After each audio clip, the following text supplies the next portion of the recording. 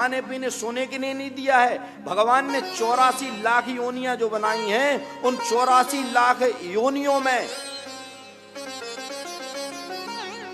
83,99,999 जो योनियां हैं वो है भोग योनियां। और जो एक योनि वैसे है मनुष्य योनि है, कर्म योनि।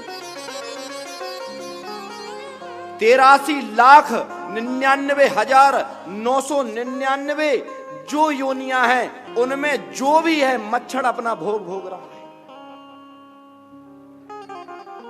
मक्खी अपना भोग भोग रही है।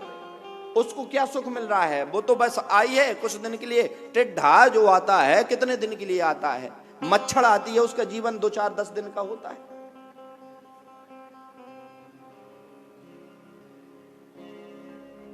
सांप जो है वो भोग ही तो भोग रहा है, पैर नहीं है, घिसट रहा है भर। अब गर्मी में भाग रहे हैं, अपने भोग भोग रहा है वो तो ये सब भोग भोगनियां हैं। क्यों है ये भोग भोग योनियां क्यों हैं? बोले एक केवल मनुष्य योनि है जो कर्म करती है, और वह मनुष्य जो हम शरीर लाए हैं, जो चोला पहने हैं, इससे हम जो कर्म करेंगे उन कर्मों से हमारी उन 23,99,999 योनियां निर्धारित होती जाती हैं कि हमें अब कौन सी योनि में जाना है, अब हमें कौन सी योनि में जाना है। हमने कोई की चप्पल लुका लाई, या हमने किसी का धन ले लिया, चुरा लिया, या हमने किसी का अन्न चुरा करके रख लिया, या धन किसी का चुरा करके रख लिया, या किसी को धोखे से मार दिया, तो प्रत्येक कर्म हमारी प्रत्येक योनि को निर्धारित कर देता कि अब तुम्हें ये बनना पड़ेगा।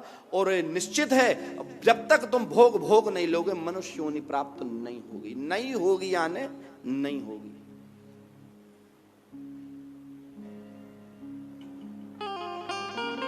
तो केवल मनुष्य योनि कर्म योनि है। जो कर्म होता है उसी से हमें आगे की योनियां निश्चित हो जाती हैं, निर्धारित हो जाती हैं। इसलिए मनुष्यों को चाहिए, हम देहधारियों को चाहिए कि जो कर्म हम करते हैं वो है बड़े विचार करके, सोच समझ करके। क्योंकि कर्म की गति इतनी सूक्ष्म है।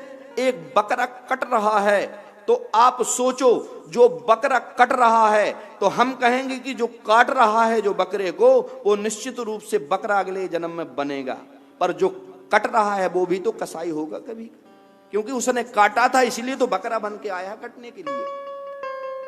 एक कर्म की गति है। अब आप निश्चित कैसे करोगे? एक मुर्गे को कसाई ने धर के उसकी सिर को कलम कर दिया तो अपन तो कह रहे अरे देखो, तो उस मुर्गे को टूर करके मार करके चला गया, मार दिया उसने। तो जो बकरा जो बना है, जो मुर्गा बना है, उसने ऐसा कर्म किया ही क्यों था कि उसे मुर्गा बन के आना पड़ा। और ये तो निश्चित ही कि जो काट रहा है वो मुर्गा बकरा बनेगा, जो खा रहा है काट करके वो मुर्गा बकरा बनेगा, इसमें संदेह नहीं है। और जितनी पीड़ा तुमने उसको दी है उतनी पीड़ा जब तक तुम भोग नहीं लोगे तब तक तुम्हारा उद्धार, तुम फिर से पुनः देह में नहीं आओगे। ये निश्चित है। कर्मणा जायते जंतु कर्मणैव विलीयते, दुखम सुखम भयम क्षेमम कर्मणा वाभिपद्यते, कर्मणा कर्म निर्हारो। कर्मन की गति न्यारी उधो, कर्मन की गति न्यारी।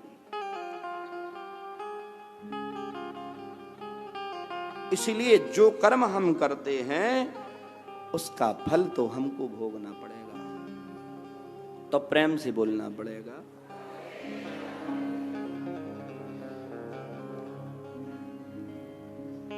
तो सूत जी यही बताते